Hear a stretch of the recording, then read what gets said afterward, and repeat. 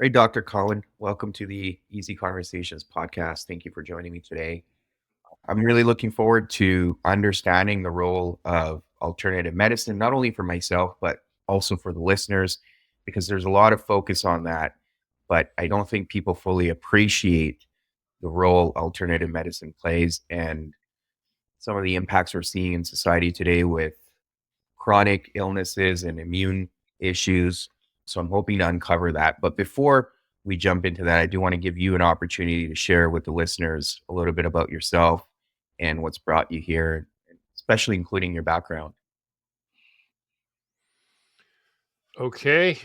So basically, I had a fairly nondescript upbringing and went to college. Didn't really like it very much. So I tried to think of something to do. So I joined the Peace Corps to teach gardening in Africa. I did that. Interestingly, while I was there, I happened to stumble across the work of some people who essentially showed me that the kind of medicine that I was familiar with, that we all grew up with, and the kind of medicine that I would have thought I was going into if I went to medical school was not the only kind of medicine there is. I didn't know Hmm. that. Yeah. It was just family medicine. And throughout this whole time, my interest was what in conventional medicine, but not just medicine, biology, physics, is actually true. Uh, and I would say, and so I started investigating different subjects and then eventually writing books about it. Because what I discovered is you could put it isn't like I said, oh, there's a few things that aren't right. I can't even think of pretty much anything in standard society, medicine, economics, politics, that is right. Yeah. so, so, as an example, I wrote a book, The Heart Doesn't Pump the Blood. That's obvious.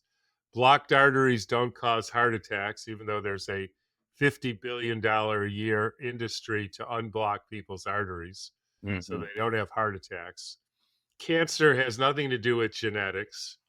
Vaccines are neither safe nor effective. You mentioned how do people help their immune system? Turns out there is no immune system. They made that up to Right. get people to think there's viruses and why some people get sick from viruses and other people don't. Because it turns out it's very easy to demonstrate there's no such thing as a virus, for instance, Mm-hmm. and bacteria don't make you sick. So the germ theory was a bunch of nonsense and on. And DNA has nothing to do with heredity. DNA doesn't even code for proteins. There's no ribosomes. There's no lipid bilayer cell membranes. I could go on and on. Hmm. And I don't expect anybody to believe me.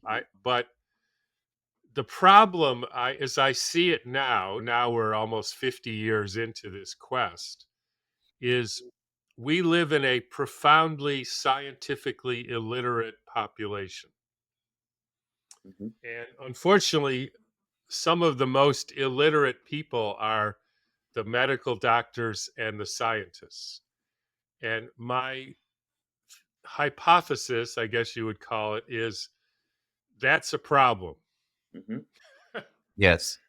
I can't prove that's a problem, but I think that's a problem when you have the people running the health policy, science endeavors, etc., who don't even know the basics about science, not even the basics, then that's a real problem. Because you live in basically a culture that's based on superstition. Or this guy I used to know, Derek Jensen, wrote a book called The Culture of Make Believe. And that's essentially what we are. The money's make believe, the wars are all make believe. Not that people aren't getting killed, they Hmm. are. There are wars, but the reasons are just made up. Hmm. Hmm. Yeah. And I think what you're alluding to here is the stories that we tell ourselves to follow along, right? There's a narrative there that people obviously have an emotional reaction to. and then they tend to respond to that. Now, I'm curious to understand because you stated a lot of things here, whether it's vaccines being effective or not, the whole immune system idea being made up, cancer, some of the claims you made there. So, how have you been able to come to these understandings? Like, what type of work have you had to go through to come to these conclusions? I use facts, science, and logic. Okay. And when you do that, you come to some interesting conclusions. So, for instance, the first principle that I would say, which I didn't understand for years until maybe even 5 years ago, but I was doing it even though I didn't really understand it, is Mhm. the foundational principle of science, or one of them, is science is a endeavor where people make a claim or a hypothesis, and then they try to falsify that hypothesis. It is not a competing theories, and then you have some sort of vote as to which one is right. Mhm. Year old Asian looking fellow, your parents are both Caucasian, and you always wondered about that. And then one day you're rummaging through your parents' closet and you find adoption papers. Now, and then you go look at them, and it's clear you were adopted from China, in an orphanage. And then you go to your parents and you ask them, because you've never seen a picture of your mother pregnant, and you say, "Is this true?" And they say, "Yes, you were adopted. We were waiting until you were older to tell you, etc. But yes, it's true." Right? Mhm. So there you Mhm. go. Then you go to your best friend and you say, "Wow, I just found out I was adopted today, and I'm a little shook up." And he says, "So who are your real parents?" And say, "I don't know. I just found out I was adopted. They say I was from some orphanage." And he says, "Until you tell me who your real parents are, I don't believe you were adopted." Mm. Now, I think I can tell from the smile on your face that is a illogical, illiterate person, because it obviously has nothing to do with it, Right. right? You know how many times medical doctors and other people I've said, there's no evidence that there's a virus of any sort, including SARS-CoV-2, the alleged cause of COVID. Mhm. And the next thing out of their mouth is, "So what causes COVID?" In other words, who are your real parents? Right. Now, that has nothing to do with, there is a specific claim on the table. Let's go through the claim. The Yeah. claim is there is an entity, a physical entity, not an idea or a thought or a conception, a physical particle called a virus, Mhm. and it's found in sick people and is the cause of their sickness and makes well people sick, right? Mhm. That is the claim. Yeah. Agree? Yes. Now, the first step in that is, so we have to investigate the claim. We don't need to know why people get sick. That maybe comes later. But that is a very specific thing, like you were adopted. You either were or you weren't. It has Mhm. nothing to do with who your real parents are. So the first thing you would say is, okay, is it true that sick people or animals make well people sick? We've all seen that. Our child Yeah. went to a chickenpox party and they got chickenpox, allegedly, or Aunt Fred, Uncle Harry got sick, and then Aunt Hilda got sick, and then I came home and I went over to their house and I got sick. So people say, yes, sick people make well people sick, Mhm. right? Based on their observation. Right. Now, if you put that into a principle and say, is it true that if two or more people or animals get sick with the same symptoms, same time, same place, that means something was passed from one to the other, right? Yep. That's the principle. Right. So is that true or not? Logically, yes. There's Logically, yes. Okay, so I put 100 rats in the basement, and then I put rat poison down there, and the next day 10 rats all bleed to death. Same symptoms, same time, same place. So in other words, according to your logic, rat poison is a contagious illness. no. Not in that case. So it turns out that principle is incorrect, Yes. right? You Yeah. can't tell.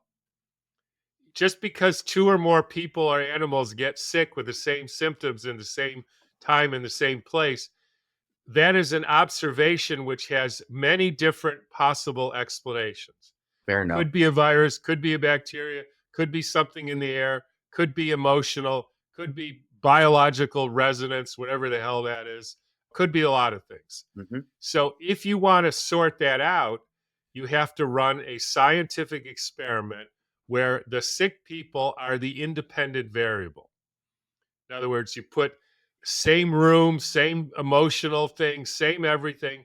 One room, 10 people with chicken pox, and 10 people who don't have chicken pox, or one, or whatever. And so the only thing you change is the people who are sick or the animals, and they're the ones who are supposed to make the well people or animals sick. Yes. Then you would know. That study has been done at least 200 times with colds, flus, chicken pox, whooping cough, kennel cough, and a bunch of other ones. Every single one of them came to the same result, which is there is no such thing as contagion. There is not a single study published in the medical literature that shows that if you make a proper scientific study, that anybody with a cold or chicken pox makes a person who doesn't have it sick. And if anybody's listening out there and says, "Oh, this Tom guy, he's crazy as hell," I don't want your opinion about my mental status. I want you to send me a study Hmm. properly done that shows that there is such a phenomenon, because I can guarantee you it doesn't exist. In other words, so this idea that most people have been basing their life on and is the base of COVID, right? That there's this contagious particle. It's a disproven hypothesis, Mm. period. Yeah. Now, so then you move on and say, here's the next thing. Okay, so what about this virus? They say there's this particle that you can't see that is the agent of contagion. First of all, we already know there's no such thing as contagion. So that would be weird if there was a particle that's the agent of it, since it already doesn't exist. But then you say, uh, okay, doctor, and everybody should go to their family doctor and say, doctor, explain to me how a virologist shows that a virus exists and causes illness. Hmm. Simple question. It's the Yeah. basis of their practice, basically, right? Hmm. Hmm. They won't know. I didn't know 5 years ago. Right. I knew something that was up, but I didn't know the details. And then if you say, can you find in any way and isolate a virus from the fluid or tissues from any sick person? In other Yep. words, if you say, are there frogs Hmm. where we expect to find frogs, right? We make a definition of a frog. We Hmm. go to a pond, we get a net, we fish it out. And if there's a thing that looks like a frog, we say we have a frog, and then we separate the frog from the pond, and then we can study the frog. Hmm. We do that with flies.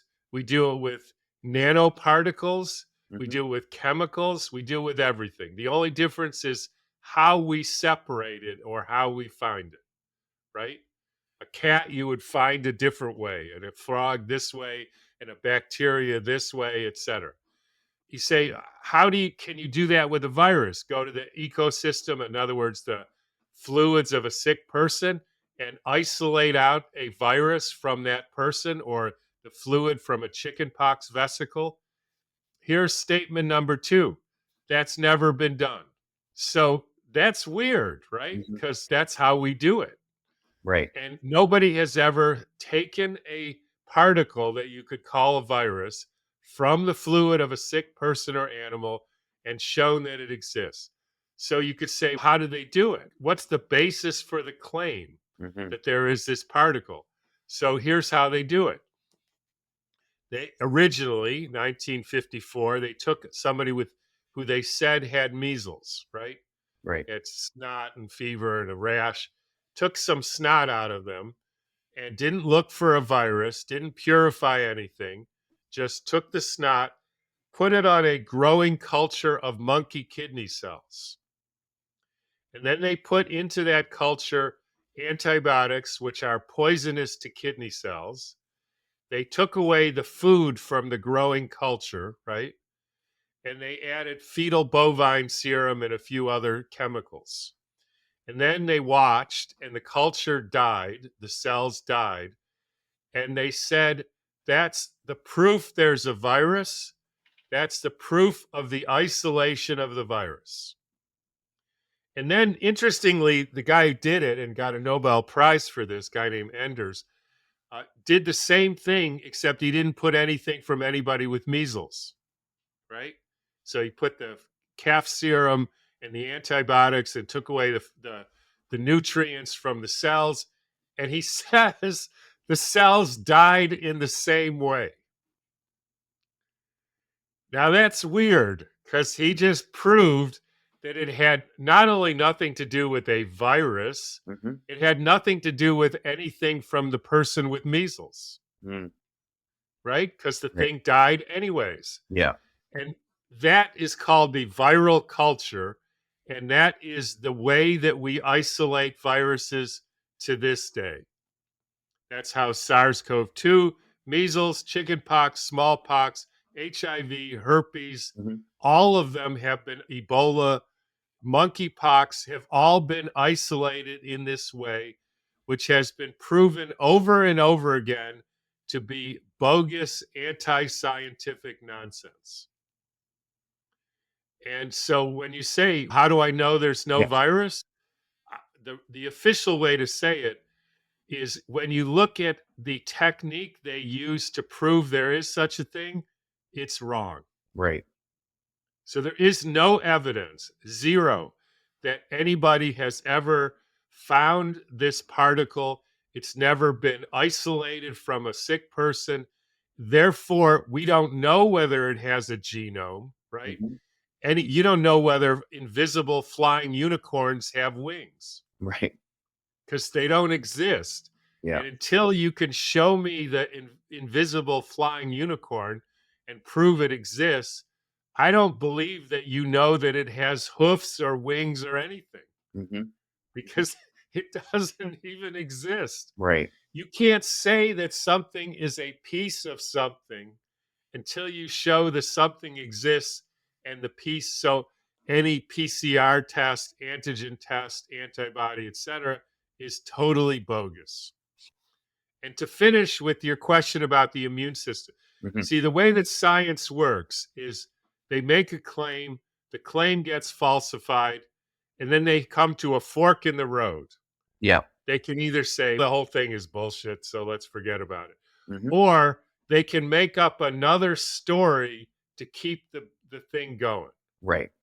So originally they said, if you have a virus like a cold or the flu or chickenpox, Mm-hmm. everybody you're exposed to gets sick. Mm-hmm. That if you get around somebody with chickenpox, most people don't get sick. Or a Mm-hmm. cold, most people don't get sick. Or the flu, Mm-hmm. right? Most people don't get sick. So you got to so you can either say that whole virus thing is nonsense, or you can say, no, they have a good immune system. It's because you make antibodies, Mm-hmm.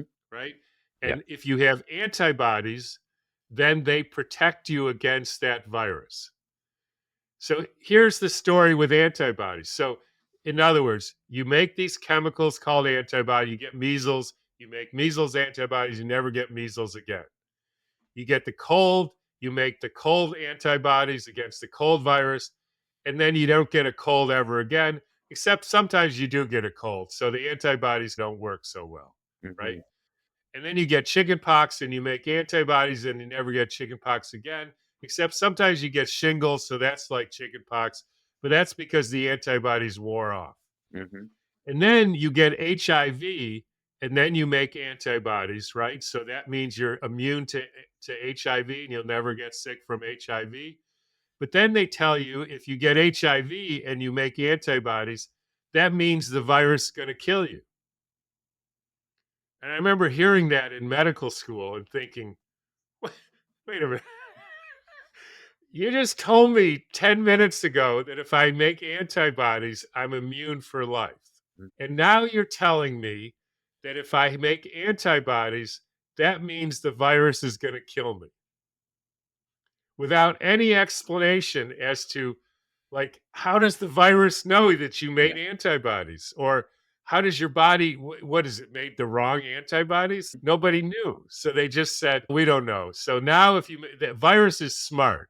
Right. It saw that you make antibodies and it has this part of it that knows how to evade the antibodies. Right. That's the invisible unicorn. Like, I know that there are visible unicorns that blow up buildings because I put a unicorn repellent around my house and my house has never been blown up. So that's proof that, and it's because those unicorns have not learned to evade the unicorn repellent. Whereas the people in the Ukraine, they use unicorn repellent, but those unicorns, they figured out how to evade the unicorn repellent. And so they blew up the houses. Yeah. That's the kind of level of thinking we're talking about in mainstream medicine. Mm. And by the way, 99% of alternative medicine Hmm. who believe exactly the same thing. Yeah. Thank you for that explanation. And it was fairly detailed. So that really helps. Now, there's a few questions that have come up on my end, at least, but I'm curious to understand. So you've talked about in 1954, the whole idea of how they explained they're taking the virus and definitely in terms of how they're treating it. So the way you've explained it, it's pretty obvious that their rationale and what they've demonstrated is not accurate.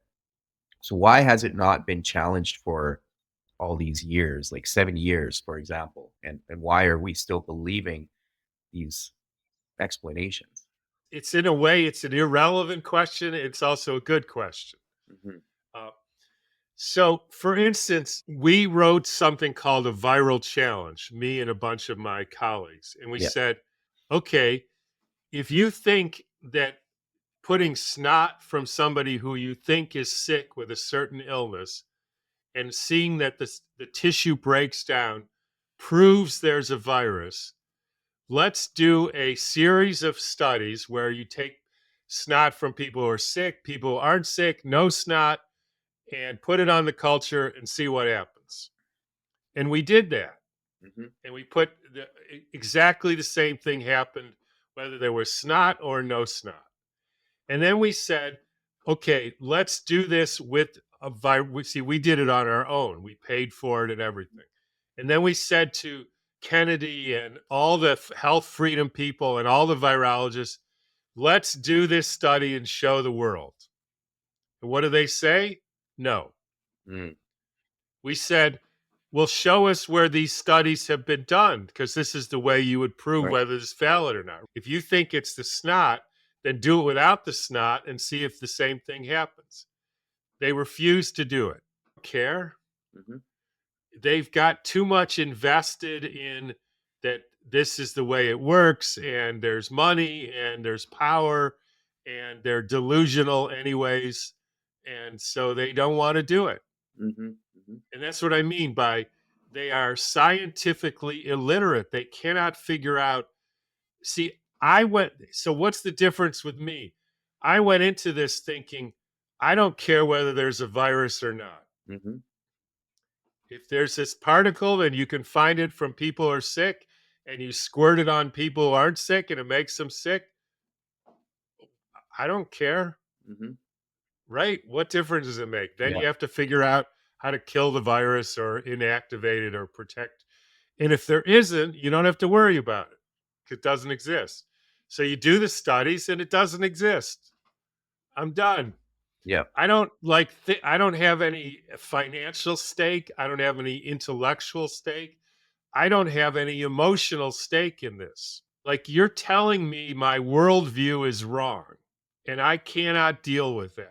I don't have any of that stuff. Yeah. Yeah. No, I appreciate that. And just to follow up on that, because you talked about the emotional state, and I'm curious to understand.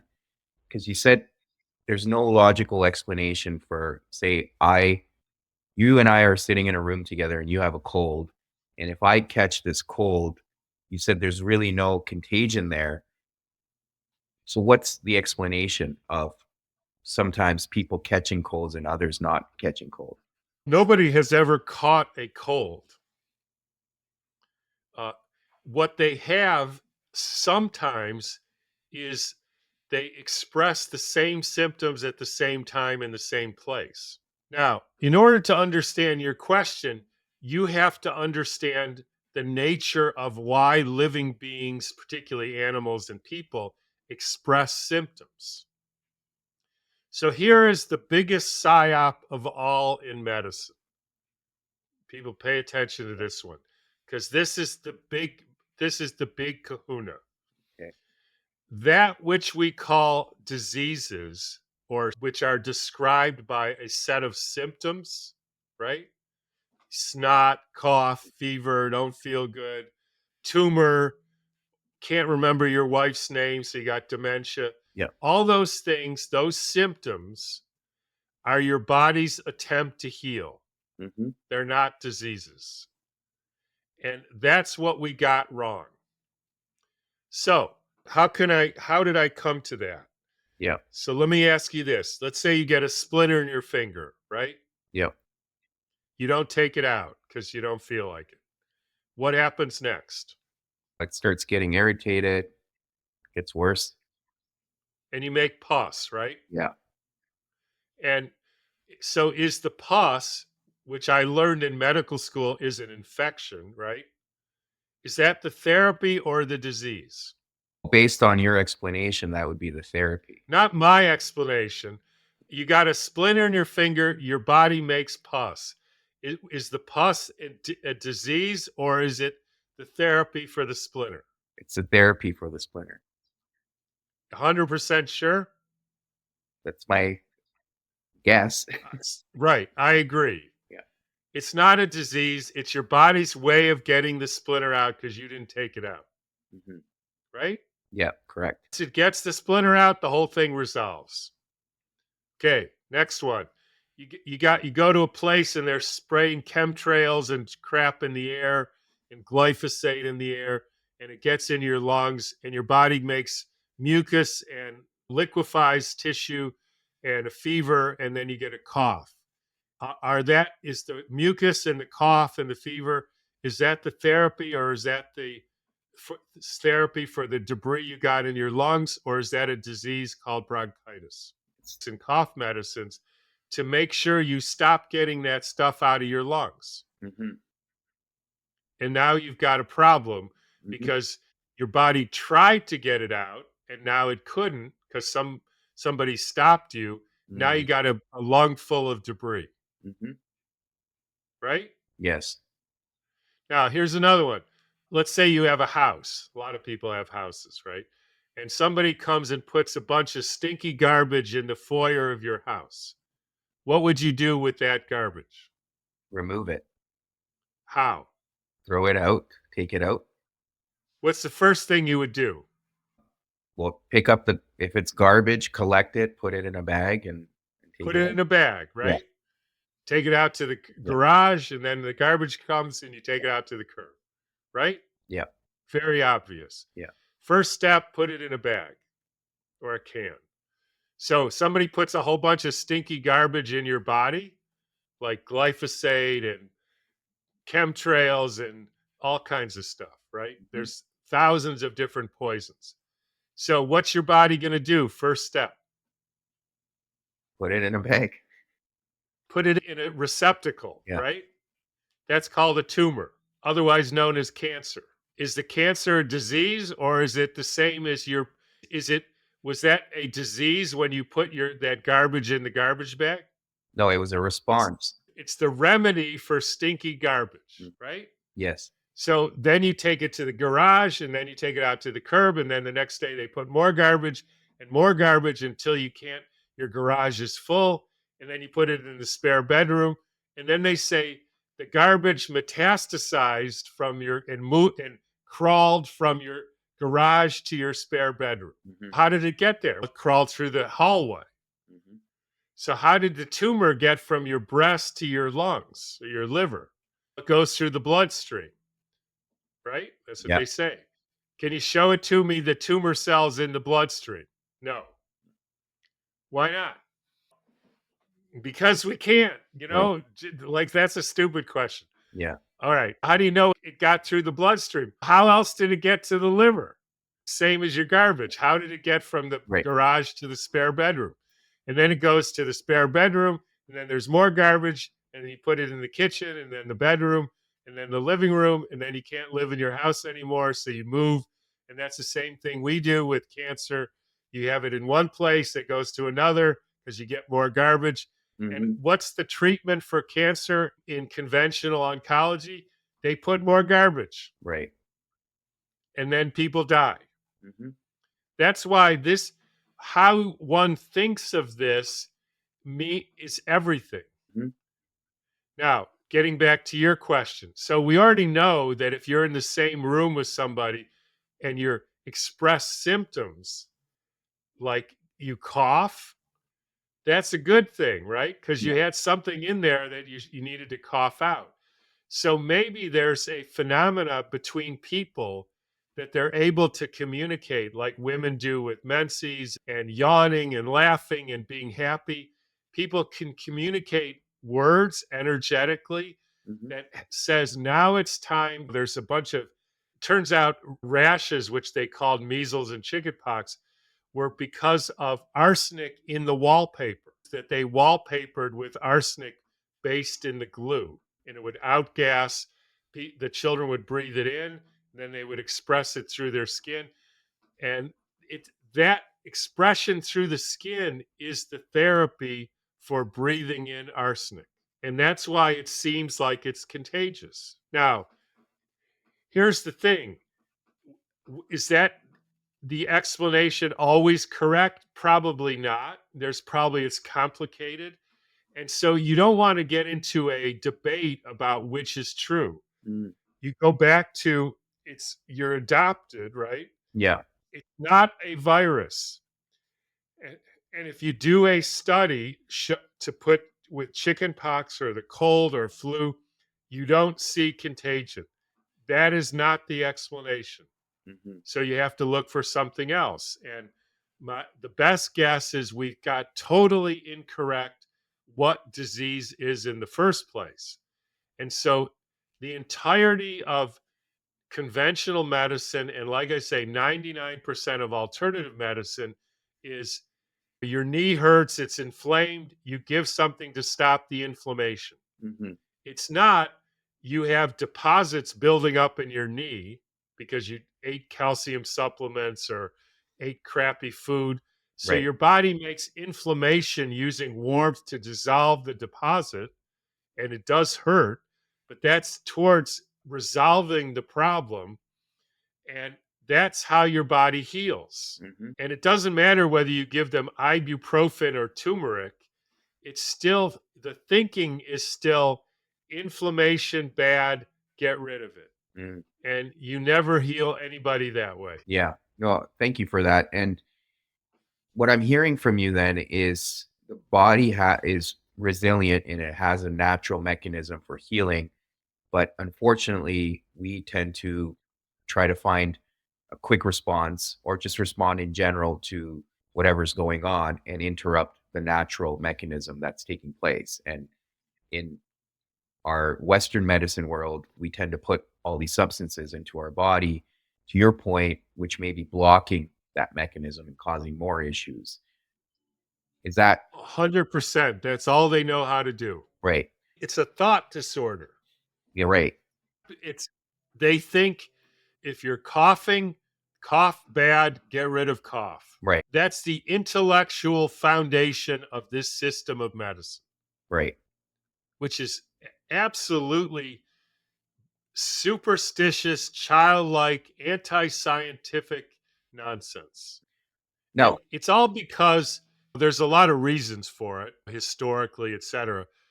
But they have this, it comes out of the philosophy of materialism. basically. Mhm. Now, that means that they have this theory that the only thing that exists is material substance. Right. And so, why do you think that your thoughts don't seem to be like that's because you have these brain cells and they somehow chemically secrete thoughts, right? Yeah. So, that's what they think. Yeah. Uh, but here, and so the strategy of modern science is okay, brain seems to have something to do with thinking. So, we're going to dissect the brain until smaller and smaller and try to find out where the thinking comes from. So it's the cells. And we don't find any thinking in the. So the molecules, the DNA, the chromosomes, the cell membranes, it's not anywhere. It must be in a single molecule somewhere or in the atom, in the cell, somewhere, and we never find it. Mhm. It's the same as you take a radio, right? And you say, I got this thing and it makes sound, right? It even plays music and I like the music. Right. So I'm gonna dissect the radio and find out where the sound comes from. Mhm. So I start taking the radio apart and it's in the wire or the knobs or the tubes or the whatever, and I never find the sound. And so because I'm committed to it must be in the radio, I keep looking until I get to one atom after another. By the way, there's no such thing as an atom. They made that up too. Uh, and a nucleus, an electron. It's all just models. Mm. Uh, and the reality is the sound comes from somewhere else, Right. and you're never going to find it in the radio or the screws Mhm. or the glue or the drywall or the wood or somewhere, but we know it's got to be in there. And we never think maybe it's in the mind of the architect, Mm. Smitter. And so everything is wrong because there is no sound coming from the radio. Mm. Mhm. I was driving with this 3.5-year-old guy in my car. He was like a friend, son of a friend of mine. And all of a sudden, an interview that had done comes on the radio. And he looks at me and he says, Tom, how'd you get in that radio? Yeah. That's the level of sophistication of the doctors who you're putting your life's hands in. Mhm. Mhm. Yeah. Yeah. So that's where I understand you're talking about them wanting to then, even from the perspective of a virus, look at it as this material thing that we can explain rather than an abstract concept that we can't necessarily explain. So I'm just curious to understand from your view. So when someone has the symptoms, for example, is that how much of our thought and our mindset plays a role in that? It's interesting because I deliberately misspoke about 20 minutes ago. I said there have been no studies scientifically valid that have shown that one person can transmit symptoms to another Mhm. person. And there's a book, if anybody's interested in this subject, called Can You Catch a Cold by Daniel Roides. And he goes over 200 studies disproving that hypothesis. Mhm. But there have been one or two where they did things like they put people in a room and they took some stuff and they said, this stuff is from the snot of somebody who had the flu. And we're going to stick it up your nose and it's going to make you sick. Mhm. And it did.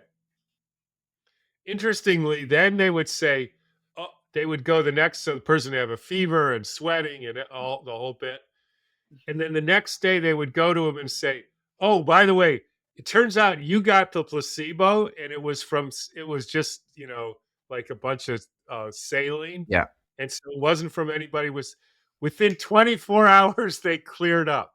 So uh, we are essentially physical manifestations of electromagnetic fields. Beings are. I don't expect anybody to believe that, Mhm. but essentially, our consciousness or our thinking and our emotions and the way you see the world essentially becomes your physical body, Mm, which is why it's so interesting.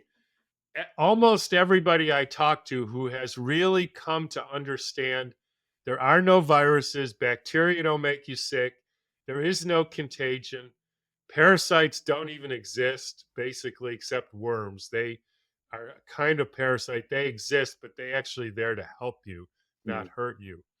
But the protozoa, they're artifacts. Once you see that, and I don't mean believe it, I mean see it, mhm, those people seem not to get sick anymore. mhm, mhm. Whereas I don't know how many people you hear, oh, I've had my sixth COVID shot and I've only had COVID 8 times. Yeah. Right? You hear that all the time. Yeah. Well, it's because the virus mutated.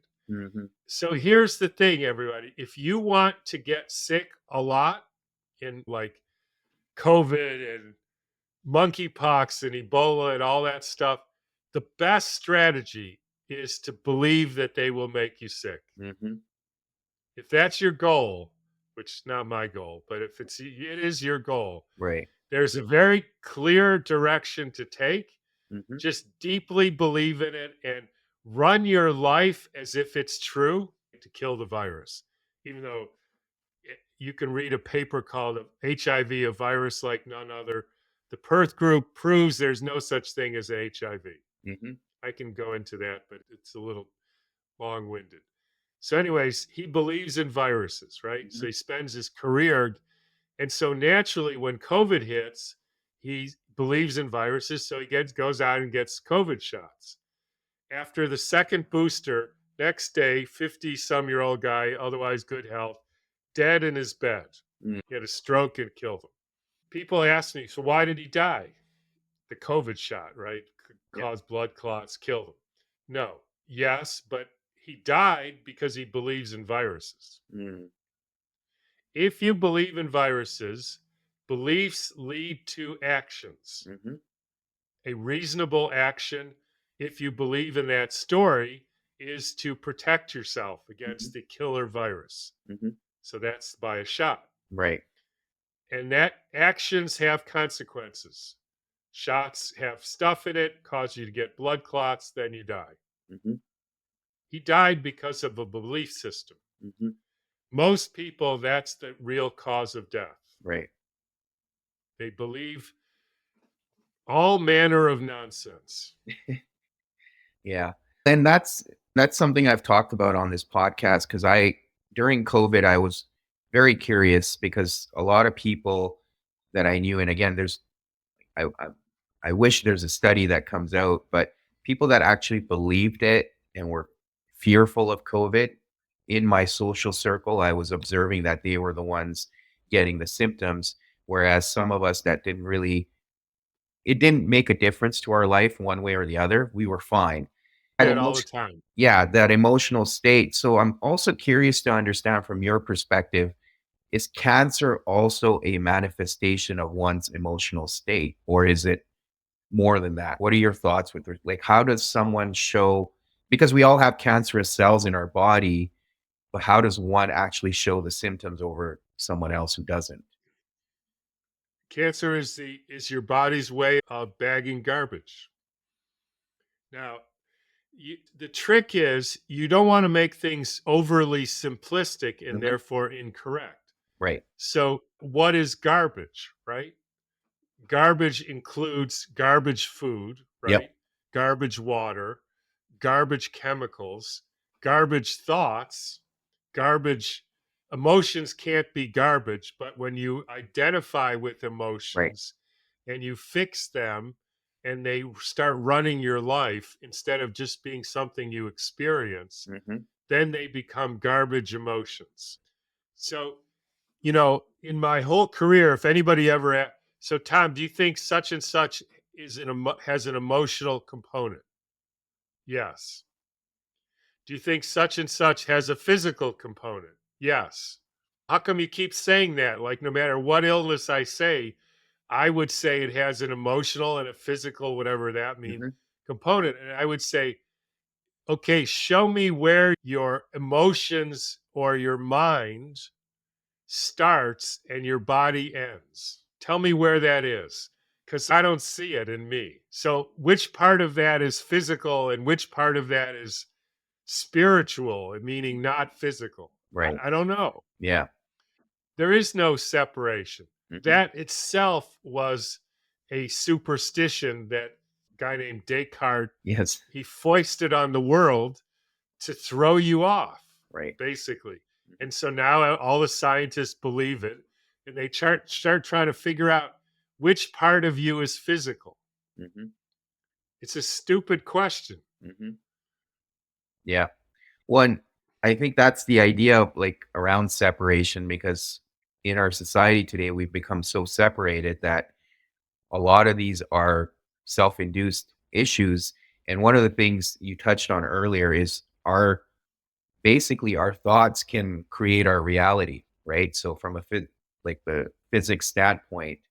So there's obviously we've talked about the emotional state of one and that can affect their well-being. So what does one do then if someone is, for example, again, we've talked about cancer, what, like, obviously you're saying that chemo and radiation is making the issue worse from that perspective. So what can one do if they're in that state? So let me give you a different example of how thoughts create reality, because then I think you'll see the answer to that. And again, I'm going to ask you some questions here. Sure. Have you ever, or would you ever, go to your neighbor's house and say, I need to put my child through school, so you need to give me $1,000 a year, or I'm going to throw your ass in a cage? No. You've ever done that? No. Do you ever think you would do that? Probably not. No. How about you get 10 or 20 or 100 of your neighbors and friends, and this guy's got a lot of money. So you go to his house and say, look, we need to build this bridge. So you need to fork over $100,000 or we're going to all beat the crap out of you. No. You wouldn't do that, right? No. But that happens all the time, except it's not you who are doing it. It's a entity, Mhm. interestingly called the government. Mhm. They go to your house. Oh, you built a new deck on your house. So your house is worth more money. So you need to give us $1,000 a month, a year more to send my child to school. Right. Right. Yeah. And if you don't, I'm going to throw your ass in a cage. Yeah. Who is this? Who is this entity that's called the government that has the authority to do that? Yeah. It's just some guy, right? Well, And he says, you guys got together, even though you agree that you don't have the authority to do that. mhm. Not only don't you have the authority, morally speaking, nobody would do that. Right. But if you quote vote, right, Mm. and then you give your representative the authority to do something that you would never do, then it's okay. Or I'm going to go to all these people and steal their property, i.e., their money, and I'm going to send it to this other government and they're going to kill a bunch of children by dropping bombs on their head. Mhm. Would you do that? No. But they do. This image, this superstition entity called the government, they do that all the time, Yeah. right? Yeah. Where does this what's the solution to this? Some people say, let's get a better government, like better people, and so they'll drop less bombs on the children in Yemen, Yeah. right? Right. Or no, they won't drop them on Yemen. They'll drop them on the Bosnian children because Right. that's better because we don't really like Bosnian children. So in Yemen, they're good, Yeah. right? It's Right. That's not going to do anything. How about if we just say, you know what? That thing doesn't exist. That is a morally indefensible superstition, just like a virus. Mhm. And so we're not going to believe in it anymore. Right. And because we don't believe in it, we don't do stuff based on the belief in that entity. In other words, we don't go to people's houses and say, if you don't give me your property, I'm going to put your ass in a cage Right. and to do something that you don't even want me to do. Mm. That's weird. Yeah. Like, who would do that? But that's how our world works. Right. And you can imagine why where people are sick all the time. Hmm. Because if you think like that, people are going to get mad and argue, and then they're going to fight each other because they don't want you to steal their property. Not do that, you change your mind. Hmm. They can do, because what the example you're talking about, if this is stored garbage, you might want to consider not putting so much garbage in your house Right. and taking the garbage out faster, Hmm. like coffee enemas Hmm. or turpentine that help the body take garbage out faster. And sweat lodges, Hmm. right? That's what they do. They sweat out the garbage. And these are not, this is not like radical therapy. Right. It's like, that's what would make sense given the reality of what you're dealing with. Well, and I appreciate that because we've talked about the power of the mind, even when it comes to placebos, right? There's been a lot of research that's come out in terms of how people respond based on what they're told that's going into their body. And they actually respond as if that was true, which is Yeah. right. And It's a dozo so clutch. there's a question I have around that too, in terms of we talked about antibiotics as well. And just for the listeners, because I've also come to understand completely detrimental to our gut microbiome and our overall well-being, but often that's a response to whatever ailment we may have. And I just want to make sure people understand that is not a solution and should be avoided. The question is, do bacteria cause disease? Hmm. Right? Right. That's the fundamental question. Yes. Here's the problem. This is a very simple thing to sort out scientifically. It's if I say hammers knock in nails, Hmm. right? And you say, Tom, how do you know that? I take a nail and I put it against the wall and I hit it with a hammer and a nail goes in. And then I take my hand without a hammer and I go like this without the hammer and the Hmm. nail doesn't go in because it may have been just the movement of my hand. Right. Or I may think nail go in and I don't hit it with the hammer. As far as I know, the nail never goes in. So I've isolated the hammer and shown that the hammer is the thing that makes the nail go into the wall, right? We Correct. all can see that. That's how you think scientifically. So you talk about bacteria. Bacteria are real, Hmm. unlike viruses. So you can take them and you can isolate them. So you have only strep, right? Then you can take a bunch of healthy people and you can spray the strep onto their throat or their mouth Hmm. and see if they get sick. And then you can spray saline or Hmm. chewing gum or a whole bunch of other things and see if you can isolate that it's just the strep bacteria that make them sick, right? Right. And you'll know.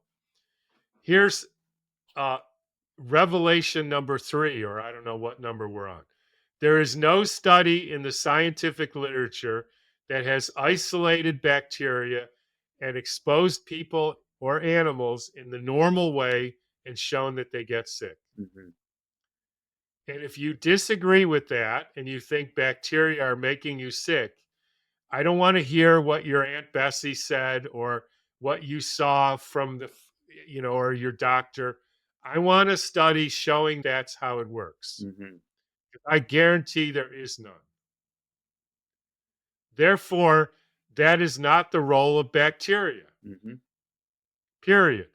Yet there are bacteria, right? So just like if you cut down a tree and you put it in some water, there'll be bacteria growing, or a fly dies or a mouse dies, the bacteria will come and biodegrade the mouse.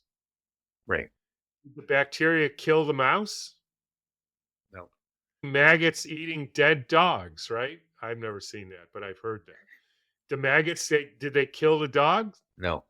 Just because there's bacteria in your tonsils doesn't mean they made your tonsils sick. In fact, if you spray bacteria onto people's tonsils, they don't get sick. Mm. It's proven.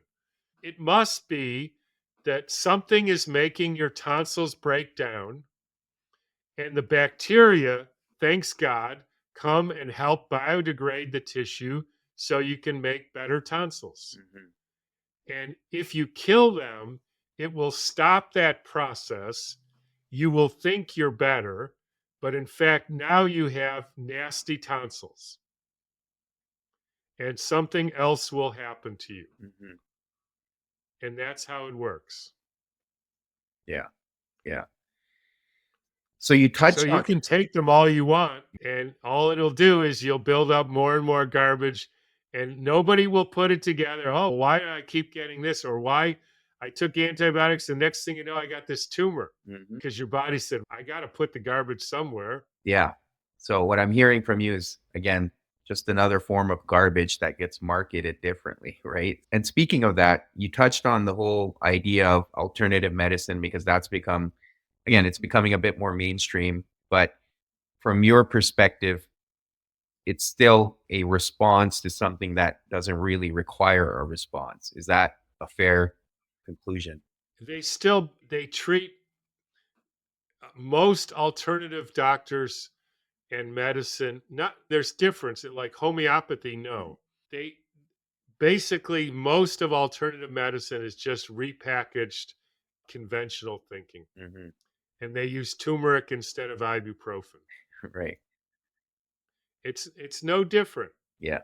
A little better because it's not as poisonous, Right. but the thinking is the same.